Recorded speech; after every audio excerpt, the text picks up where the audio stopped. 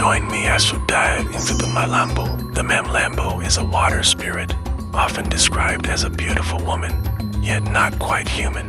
In some tellings, she's a serpent with the face of a woman, her scales glimmering like wet obsidian. In others, she can change shape, appearing first as an alluring maiden to lure victims to the water's edge.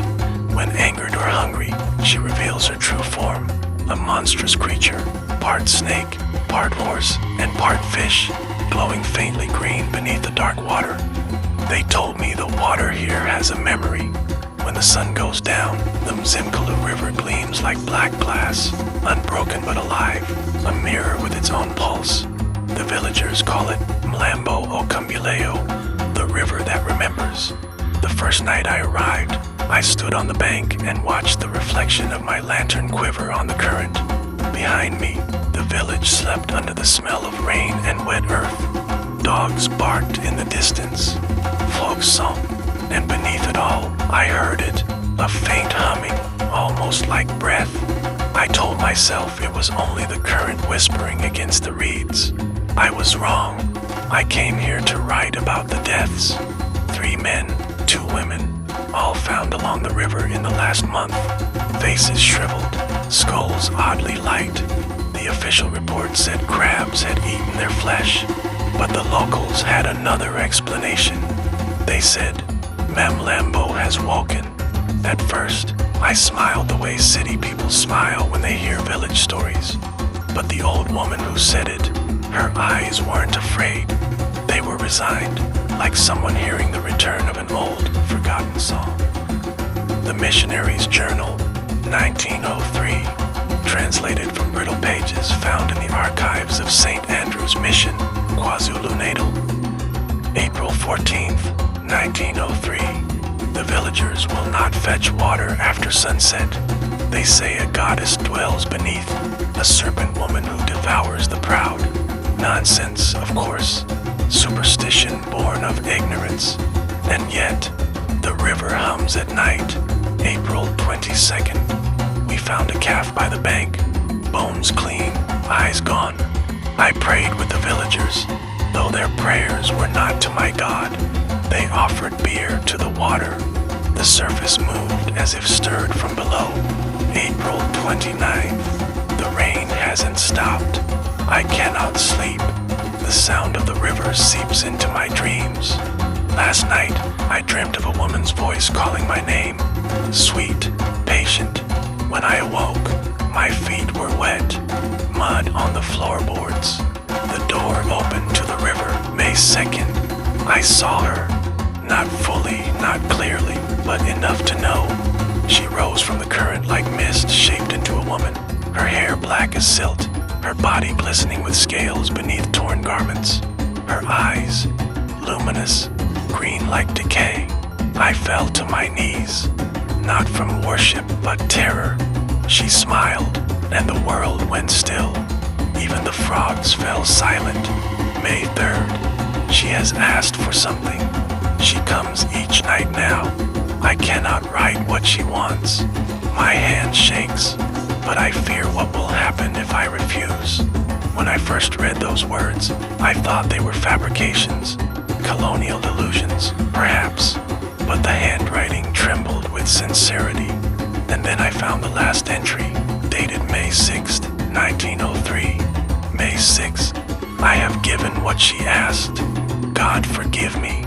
The river will keep her promise. It remembers. That was the final line. The missionary was never seen again. I spent my first 2 days interviewing villagers. No one wanted to talk, except for Gogo Masiko, the old woman who'd spoken to me my first night. Her hut sat near the Riverbend, half hidden by tall grass. Inside, the air smelled of herbs and smoke. She sat cross-legged by the fire, her eyes milky but sharp. You think this is a story for your newspaper? She asked. I nodded. Then write this. The river gives and the river takes, but people forget to say thank you. She took a long pull from a calabash, then handed it to me. The beer was bitter, thick. She came long before the white man. Gogo Masiko continued, before words, before the river had a name. She is the hunger that waits under the surface, the one who teaches that every gift has teeth. I asked if she meant Mamlambo. She smiled.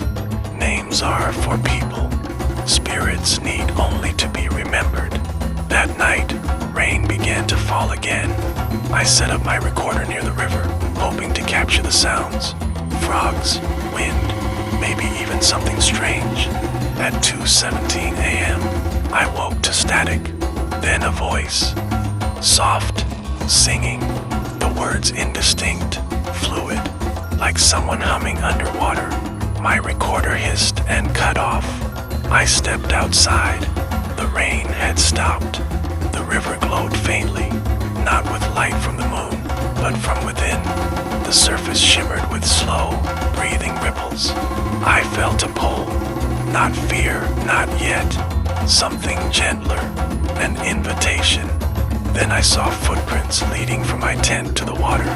Broader, my size, but I hadn't left. The day broke swollen with heat, the kind that makes the air taste like rust. By noon, the whole village had gone still. Even the chickens hid under their coops. Only the river moved, sluggish, heavy, whispering against its banks. I went to the police post first. Constable Ndlovu had nothing new for me except weariness and photographs. He slid them across the desk without speaking. 5 corpses, faces tight as drums. Eye sockets collapsed, skulls light, emptied, and carved into each forehead. A spiral, thin and deliberate, like something drawn by claws. I recognized it instantly. The same spiral etched on the missionary's journal cover. Ndlovu shut the folder. Whatever did this, he muttered, doesn't belong to our world. That night, the storm came. Rain hammered the tin roof of my tent, water bleeding through the seams. Around 2 a.m., my recorder clicked on by itself. Static, then a low humming, then words. Come see what I remember. I stepped outside barefoot, the ground a sucking mess of mud. The storm had stopped mid-breath. The air smelled of iron and lilies. Down by the bend, the water was alive with light, green pulsing, as if the current had swallowed a heartbeat. Something rose from that glow. First a face, impossibly beautiful, glistening like wet marble.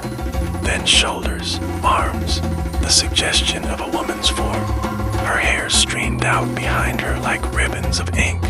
From the waist down, she was only shadow beneath the water, serpentine coils shifting just under the surface. Mamlambo, I whispered. She smiled, and the world fell silent. You read his promises, she said. Her voice was cool and soft, like the first breath before drowning. He wanted gold, and I gave it. You want truth. Shall I give you that too? I didn't answer. Some part of me still clung to sense, telling me to back away, to run. She extended a hand, webbed fingers gleaming. All gifts are taken from the same hand. Take it. Something in me resisted. Maybe instinct, maybe fear. I shook my head. Her smile broke. The river darkened. The air thickened with a low vibration, like the world's pulse skipping a beat. Her eyes widened, not with hurt, but hunger. You forget your place, she hissed.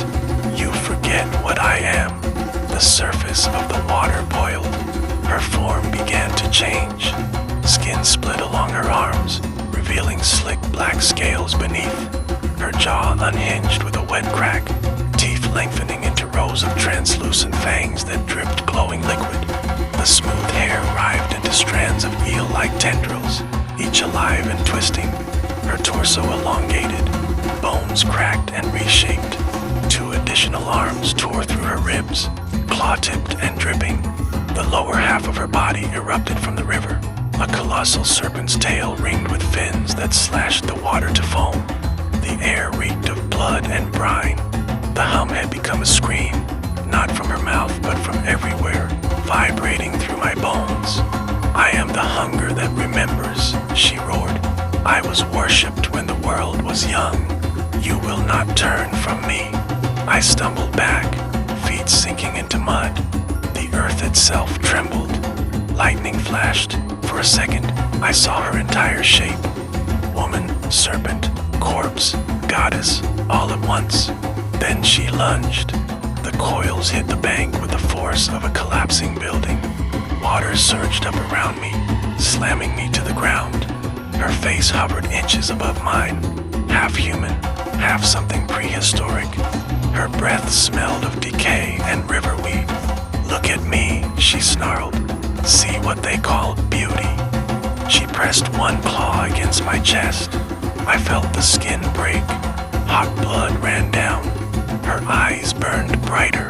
Do you understand now? Through the pain, I managed to whisper, yes. And in that instant, that single word, the fury drained from her. The monstrous coils slackened.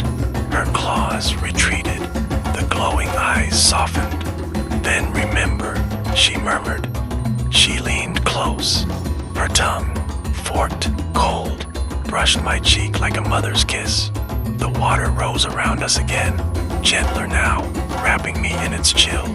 The next thing I knew, I was lying face down in the mud at dawn, lungs full of river air, the world spinning. My recorder was gone. On my skin, the wound where her claw had pierced me was already closing, leaving a spiral-shaped scar that pulsed faintly under the skin, green like her eyes. When I caught my reflection in the water, my pupils had changed, narrowed, reptilian. When I moved, the world pulsed with rhythm. Every sound, the insects, the shifting current, even my heartbeat, fell into the same slow tempo. The rivers. By afternoon, word had spread that something prowled the water again. A goat had been found half buried in silt, its eyes clouded with the same pale glaze the dead wore. People began hammering charms over their doorframes, lines of salt and ash drawn in the dirt. Gogo Masiko came to me at dusk. You still breathe, she said, almost in wonder. She touched you and you live. That means she wants you to finish what the priest began. I told her I felt wrong, too light, too aware. When I closed my eyes, I saw under the surface, the riverbed twisting, things moving between the stones. She's inside you, Gogo whispered. That mark is a doorway. She'll come through when she's ready. She pressed a clay talisman into my hand. If you truly wish to fight her, keep this dry. But if you wish to understand her, break it. That night I held it until dawn, unable to decide. Sleep no longer came. Each time I drifted, I found myself walking through water while the drowned looked on, mouths opening and closing like fish. Their eyes glowed faintly green, the color of my scar.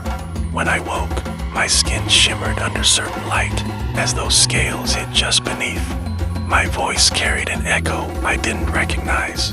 I began writing again, though my handwriting curved in unfamiliar ways, forming loops that looked more like tides than letters.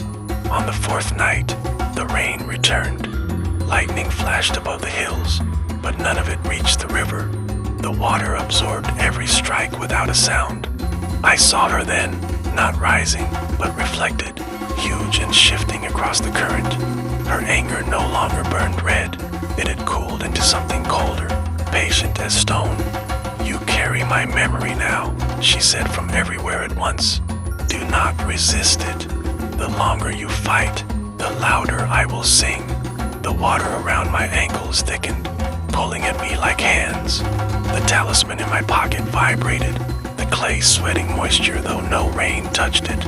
I screamed her name, half in defiance, half in longing, and the reflection smiled. The sound that answered wasn't thunder, it was laughter echoing from the deep. When I looked down again, the spiral on my chest had widened. It pulsed in rhythm with the river. The village emptied after that storm. By morning only the old and the stubborn remained. I walked the single road toward the bridge, hoping distance might break whatever thread bound me to the river. It followed anyway. Every puddle I passed showed her shape beneath my reflection. Coils, eyes, that impossible smile. I blinked and saw only myself again, but the whisper stayed. You are never far from me. All rivers find their way home. At the bridge, Constable Ndlovu waited inside his truck. He looked as though he hadn't slept in days.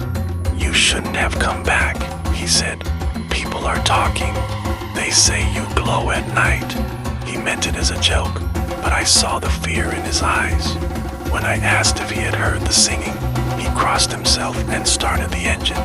Don't ask questions you can't shut out, he said, and drove away, leaving me with the river's breath curling up through the planks. I stayed until sunset. The air grew heavy, thick with that electric silence that comes before something breaks. Beneath me, the current shifted direction for an instant, as though inhaling. Then she rose. No gentle emergence this time. The river tore open, hurling spray high into the air. Her coils struck the surface, each one wide as a tree trunk, her scales flashing green-black under the dying light. Where she passed, fish surfaced belly up. Her face surfaced last, part woman, part memory of a woman. The mouth that had kissed me now split wider than should exist. You remember me, she said. Ido, he whispered, but I'm not yours. All who drink my name are mine. The bank shook. Water climbed the pylons, licking toward my feet. I felt the scar on my chest flare, heat spreading through every vein until my vision blurred. Then take what you came for, I said. Take the story. Her laughter rolled through the valley. Stories are just another way of keeping the dead alive. She reached out, not claws now, fingers, cold and perfect. When they touched my face, memories spilled into me. The missionary kneeling, villagers praying before the flood, the endless centuries she had slept beneath their fear. Every image rushed through my skull like a river finding the sea. Something inside me cracked. Water burst from my mouth. Not choking, but speaking. Words older than breath poured out. I understood none of them, yet each one felt carved into my bones. Be still, she whispered. This is remembering. I don't recall stepping into the water, but suddenly the bridge was far behind me. My body floated upright, the river holding me like a child. The current wound through my hair, into my ears, behind my eyes. For a moment I saw every drop of her, each molecule carrying faces, voices, the weight of all who had entered her. They weren't gone. They were suspended, dreaming, and then I was one of them. They found my notebook weeks later, half buried in silt beneath the bridge. The ink had bled into spirals, but some sentences remained. The last line read, "The river does not take life, collects it." Constable Ndlovu left the force soon after. He told a reporter that he had seen a woman standing on the water at dawn, her eyes bright green. She looked like the missing journalist, but her reflection showed a serpent beneath her feet. He swore the river glowed that morning, just before the rain began again. Some nights, the villagers still leave mirrors and coins by the bank. They say if you stare long enough, you'll see her face drift beneath your own, smiling as if she's recalling something precious. And when the wind shifts, you can almost hear her voice in the current. The river remembers. Do you? Don't forget to like and subscribe for more of this content.